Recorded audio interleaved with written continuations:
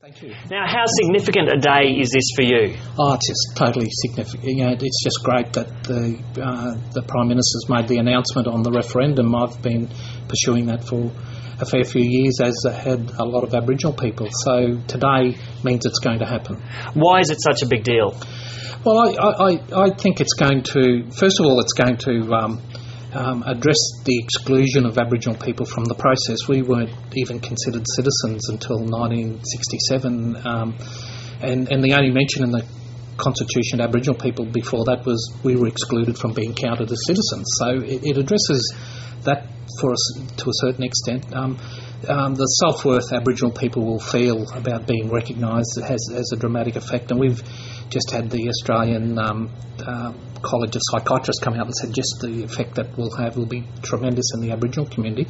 But I think more importantly, we now have 3 years to build a relationship that will change Australia forever, I reckon, and the referendum will be the end point of that. We've got 3 years of fairly hard work in front of us to convince. I'm aiming for, I reckon we should set a bar at 90% people approving this. Yeah. Absolutely. I think 90% of people agreed to vote for that in 1967 and to agree for the recognition of Aboriginal people as citizens of this country, and I think that's what we should be aiming for this time. And in that press conference, Julia Gillard was pretty confident about which way this will go because of the bipartisan support. Oh, look, the bipartisan support's tremendous.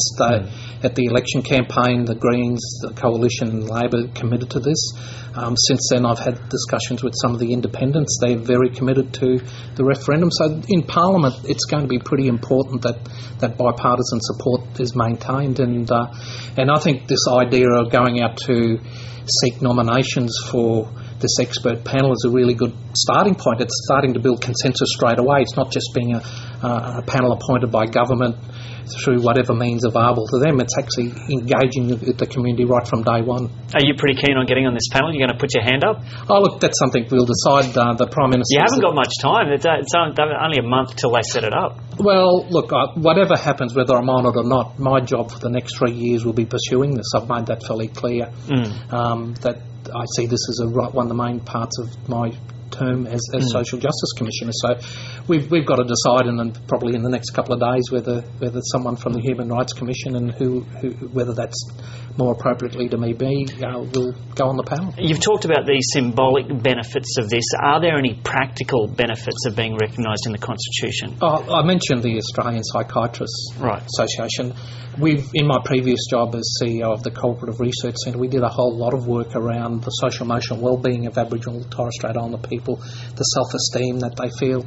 Of course it will make a difference. It made a difference in 1967 with Aboriginal and Torres Strait Islander people feeling part of this society, and you can't underestimate the benefit that's going to have for us, you know. And not only, I'll keep on beating this drum for 3 years, it's not just about Aboriginal and Torres Strait Islander people, it's about the rest of the country. It's about our, you know, I said last Wednesday in my press club address that I think, you know, this is Australian culture, this is Aboriginal culture, this is all of us, this is something that belongs in this country. And it's obvious to me now that this is going to be an incredibly important 3 years for you. Oh, look, I'm looking forward to it. It's sort of like the Prime Minister said, it's one in a 50-year opportunity, and I just happen to be sitting in this job at this point in time. I'm just privileged. I just feel so privileged to be doing this. So I think three years of really hard work in front of us. But it's 3 years of hard work I'm looking forward to. Okay, Mick Gooda, thanks so much for coming in. Thank you.